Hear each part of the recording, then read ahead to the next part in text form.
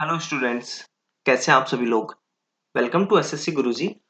SSC Guruji के इस online session में आप सभी का हार्दिक स्वागत है। आज हमारी एसएससी सीएचएसएल टायर 2 प्रिपरेशन की क्लास 20 है। इस क्लास में हम एक ऐसे डिस्कस करेंगे डिजास्टर मैनेजमेंट पे। मैंने आपको पिछली क्लास में डिजास्टर मैनेजमेंट पे ऐसे दिया था, तो वही आज हम इस क्लास में डिस्कस करेंगे। तो जिन लोगों ने अभी तक चैनल को सब्सक्राइब नहीं किया, तो प्लीज चैनल को सब्सक्राइब कर लीजिए। हमारा एसएससी सीएचएसएल टायर 2 प्रिपरेशन का पूरा कोर्स चल रहा है। आज हमारी 20 क्लास है, तो हम लोगों ने काफी कुछ कवर कर लिया है। और सुबह डेली एक हमारी करंट अफेयर्स की क्लास होती है। जो लोग सीजीएल, सीएचएसएल, एनटीपीसी, आईपीएससीआईयू या और किसी गवर्नमेंट एग्जाम्स की प्रिपरेशन कर रहे हैं, तो प्लीज वो एक सीरीज चलाई हुई है मैंने, क्योंकि इन्हीं 4-5 महीनों के जो करंट अफेयर्स है वो आने वाली एग्जाम्स में आएंगे। तो इस पॉइंट ऑफ व्यू से बहुत इंपॉर्टेंट करंट अफेयर्स हो जाती है जनवरी, फरवरी, मार्च, अप्रैल की आपके लिए। तो ये 4 महीने ये कोर्स चलेगा। तो प्लीज आप करंट अफेयर्स की डेली क्लास देखिए। सिर्फ 5 मिनट में हमारे करंट अफेयर्स डिस्कस हम कर लेते हैं। ये मैंने आपको 28 एक्सपेक्टेड टॉपिक्स दिए थे, जिसमें से हमने new motor vehicle act, GST, unemployment, women empowerment, terrorism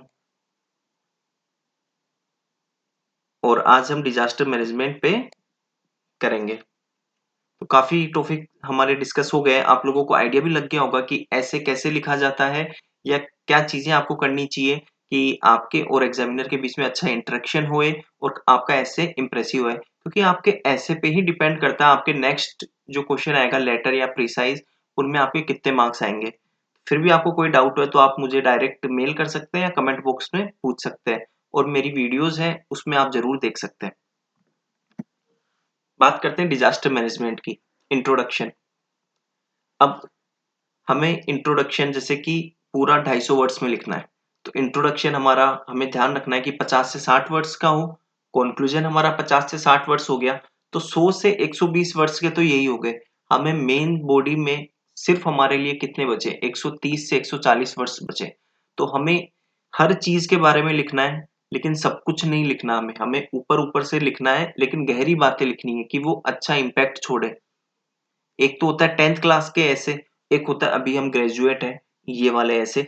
तो इन दोनों में कोई चीज तो फर्क है, क्योंकि एसएससी हमसे क्या चाहता है, हम ये नहीं चाहता कि हम 10th क्लास का ऐसे लिख दें।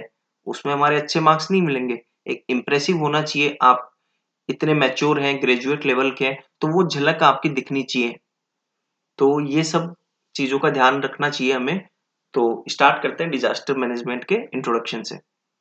Disaster management refers to protecting and saving as many lives and property as we can during the occurrence of natural or man-made disasters।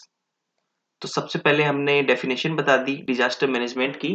Disaster management वो चीज है कि जो नेचुरल और मैनमेड डिजास्टर आते हैं, उससे पहले या बाद में हम किस तरह ज्यादा से ज्यादा लाइव्स, लोगों की जिंदगी और प्रॉपर्टी, जान माल को हम बचा सकें। It is a program which deals with issues such as floods, hurricanes, cyclones, fires, earthquakes, droughts, landslides, etc.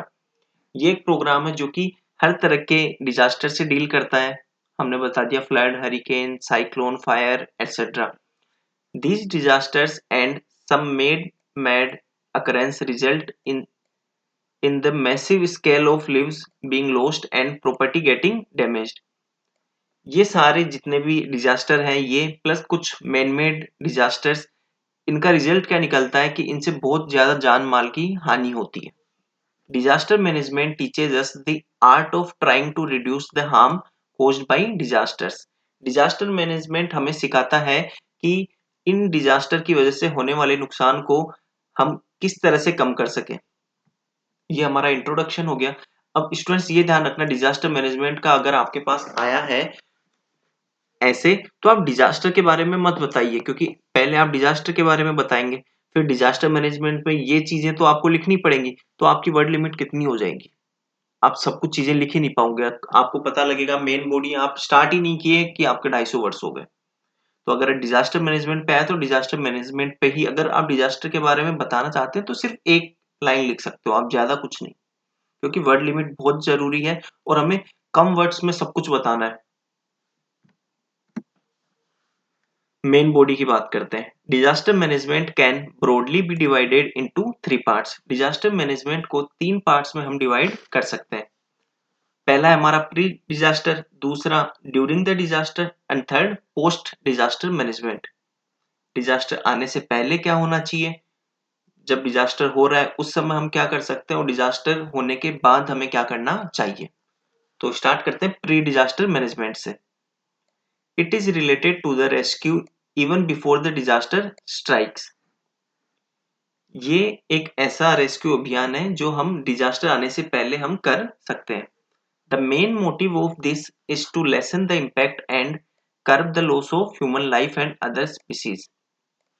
इसका मेन मोटिव है कि हम किस तरह से डिजास्टर के इम्पैक्ट को कम कर सके और ह्यूमन लाइफ और अदर जो स्पीसीज है, लिविंग ऑर्गेनिज्म है, उनको बचा सकें।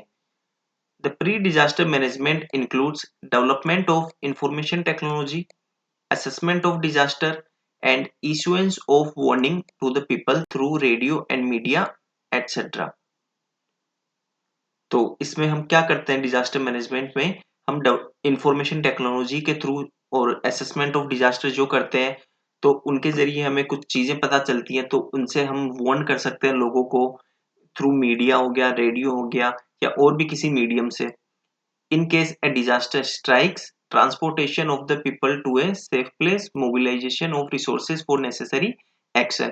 और हम एक पूरा प्लान तैयार कर सकते हैं कि जब डिजास्टर आएगा तो हम उन लोगों को सेफ प्लेस कहाँ लेके जाना है, मोबिलाइजेशन ऑफ रिसोर्सेज मतलब जितने भी सोर्स है हमारे पास, तो उनको किस तरह से हम शिफ्ट करेंगे। तो ये सारा एक प्लान प्रिपेयर करना कि डिजास्टर आएगा तो हम क्या क्या कर सकते हैं।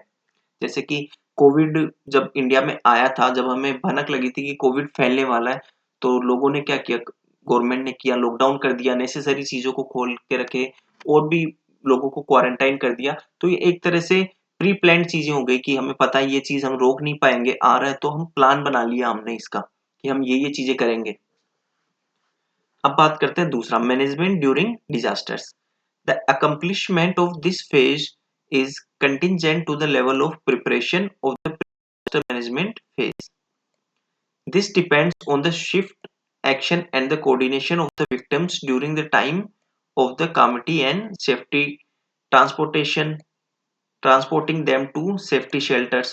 तो ड्यूरिंग द डिजास्टर हमें क्या करना होता है कि जो हम प्री डिजास्टर में जो हमने सोचा है उसे इम्प्लीमेंट करना होता है, और किस तरह से लोगों के बीच में और गवर्नमेंट या जो ऑथराइज्ड है उनके बीच में कोऑर्डिनेशन के जरिए उन्हें अच्छी सेफ जगह पे ले जाना, ये सब इन्वॉल्व होता है। In this phase food, clothing, shelter and health facilities are provided to the aggrieved people. तो इस प्रोसेस में हम जो भी फूड हो गया, खाना, कपड़े, उनको एक शेल्टर दिया जाए और हेल्थ फैसिलिटी उनको प्रोवाइड की जाती है। Post disaster management, reconstruction redevelopment of the affected areas is conducted. जिन भी जान माल की नुकसान होती है, तो सबसे पहले जो प्रॉपर्टी डैमेज हुई है उन्हें हम रिकंस्ट्रक्ट कराते हैं, डेवलपमेंट फिर से होता है। The affected people are given rehabilitation, employment and compensation to help them get back to their feet. जो अफेक्टेड लोग हैं उनको शेल्टर दिया जाना चाहिए, प्लस उनको एम्प्लॉयमेंट, रोजगार दें, प्लस कंपनसेशन दें, ताकि वो फिर से अपने पैरों पे खड़े हो सके। तो ये हम पोस्ट डिजास्टर मैनेजमेंट में करते हैं। अब हम बात करते हैं, ये हमने पूरा बता दिया डिजास्टर मैनेजमेंट क्या होता है, क्या प्रोसेस होती है, किन चीजों का ध्यान रखना चाहिए। प्लस अब हम बात करते हैं इंडिया में ऐसी कौन सी इंस्टीट्यूशंस है, कौन सी ऑर्गेनाइजेशन है जो इसके लिए काम कर रही है। तो पहली हमारी है national disaster management authority, NDMA. National Disaster Management Authority is an agency of the Ministry of Home Affairs whose main purpose is to coordinate response to natural and man-made disaster। तो ये जो एजेंसी है ये ministry of home affairs के under में आती है, और इसका मेन पर्पज होता है जो नेचुरल और मैन मेड डिजास्टर्स हैं उनमें किस तरह से लोगों के बीच में अवेयरनेस होनी चाहिए, प्लस उनको कैसे सेफ जगह लेके जाया जाए और इन्हीं का पूरा अथॉरिटी होती है, इन्हीं की जिम्मेदारी होती है कि किस तरह से इसके प्रभाव को कम किया जा सके और जान माल की हानि कम से कम हो। The organization was established through the Disaster Management Act introduced by the Government of India in 2005। ये ऑर्गेनाइजेशन 2005 में एक एक्ट आया था गवर्नमेंट ऑफ इंडिया का, उसके जरिए ये एस्टेब्लिश हुई है। सेकंड है हमारी national remote sensing centre. National remote sensing centre NRSC is one of the centres of the Indian Space Research Organisation ISRO. तो ये जो NRSC है ये इसरो के अंडर आती है, इसरो का सेंटर है ये। NRSC manages data from aerial and satellite sources. NRSC क्या करती है कि जो एरियल और सैटेलाइट जो हम लोगों ने स्पेस में भेजे हुए हैं उनके जरिए डेटा इकट्ठा करती है और फिर एक इनका अलग से डेटा प्रिडिक्शन होता है कि किस समय डिजास्टर आ सकता है और भी बाकी चीजें वो करते हैं। अदर इंस्टीट्यूशंस की बात कर लेते तो Indian council of medical research ICMR, central water commission CWS, ये भी डिजास्टर मैनेजमेंट के लिए कार्य करती है। अब बात करते हैं कंक्लूजन की। In order to deal with the disaster we need to be well equipped with the latest technology. तो अगर हमें डिजास्टर के प्रभाव को कम करना है या डील करना है डिजास्टर से, तो हमारे पास लेटेस्ट टेक्नोलॉजी होनी चाहिए कि हमें डेटा मिल जाए, कि हम पहले से तैयार हो, हमें पता चल जाए कि हाँ डिजास्टर आने वाला है, तो हम हमारी प्लानिंग अच्छी हो और जान माल की हानि बिल्कुल ना हो, ऐसा हम कर सकें। We should be well informed and briefed on the topic of disaster management. हम सभी को पता होना चाहिए कि डिजास्टर मैनेजमेंट क्या होता है। मान लीजिए डिजास्टर आ जाता है without any knowledge, without any हमें पता ना हो, तो हम सबको पता होना चाहिए डिजास्टर मैनेजमेंट के क्या प्रोसेस होते हैं, क्या किया जाना चाहिए। जैसे भूकंप आ जाए तो हमें खुले में चले जाना चाहिए, फ्लड आ जाए तो हमें ऊपर किसी अच्छे हाइट वाले पॉइंट पे जाना चाहिए। तो ये सब चीजों का हमें पता होना चाहिए। We should work in tandem with the and the government. हमें गवर्नमेंट की सहायता करनी चाहिए, गवर्नमेंट के रेगुलेशंस माननी चाहिए, वो जो कह रहे हैं उन पे भरोसा करना चाहिए, रूमर्स पे भरोसा नहीं करना चाहिए और भी बहुत सारी चीजें। That's how we can deal with the aftermath of a disaster. इस तरह हम डिजास्टर के पहले और डिजास्टर के बाद हम डील कर सकते हैं। तो ये हमारा कंक्लूजन हो गया। तो इस ऐसे में ध्यान रखने की एक ही खास बात थी कि अगर आपसे डिजास्टर मैनेजमेंट पूछा है तो आप डिजास्टर की ओर ना घुस जाए, क्योंकि होता ये मेनली क्योंकि कई सेंटर्स में और बाकी ऐसा देखा जाता है कि बहुत सारे लोग पेंसिल्स नहीं लेके जाते। अगर आप डिजास्टर के बारे में लिखना आपने स्टार्ट कर दिया, जब आप डिजास्टर मैनेजमेंट के टॉपिक पे आएंगे तब पता चलेगा आपके पास वर्ड लिमिट केवल 50 से 60 बची है और 50 से 60 मिनट में सिर्फ आप डेफिनेशन लिख पाओगे डिजास्टर मैनेजमेंट की।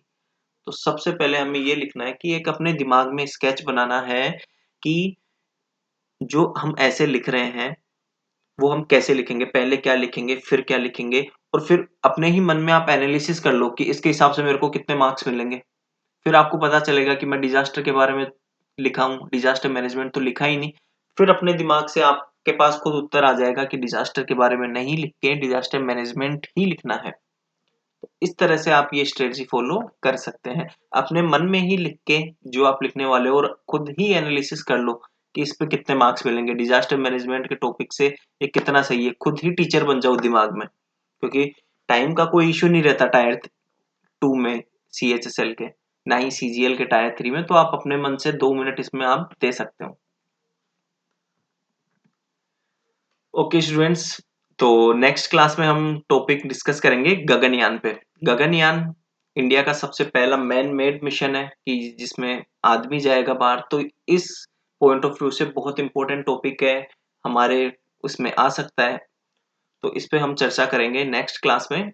आप खुद लिख के प्रैक्टिस कर सकते हैं और जब मैं कराऊंगा तो आप एनालिसिस भी कर सकते हैं और आप मुझे मेल भी भेज सकते हैं। मैं बता दूंगा आपको किन चीजों के बारे में आप और ध्यान रख सकते हो और कैसे आप और अच्छे मार्क्स ला सकते हो। Okay, good luck students. और अगर आप लोगों को और भी कोई क्वेरी या डाउट है तो you can just send me a mail, this is my mail ID, और you can ask me in the comments also, I'll definitely reply to your comments।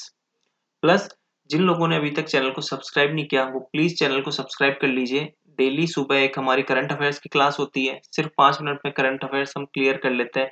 और जो सीजीएल सीएचएसएल में करंट अफेयर्स इन्हीं month से आएंगे, जनवरी, फरवरी, मार्च, अप्रैल। सो इस point of view से बहुत इंपॉर्टेंट हो जाते हैं इन 3-4 महीनों के करंट अफेयर्स। और अपने सभी फ्रेंड्स में शेयर भी कर दीजिए। I hope you guys like the video. If you like the video, please like and share the video and subscribe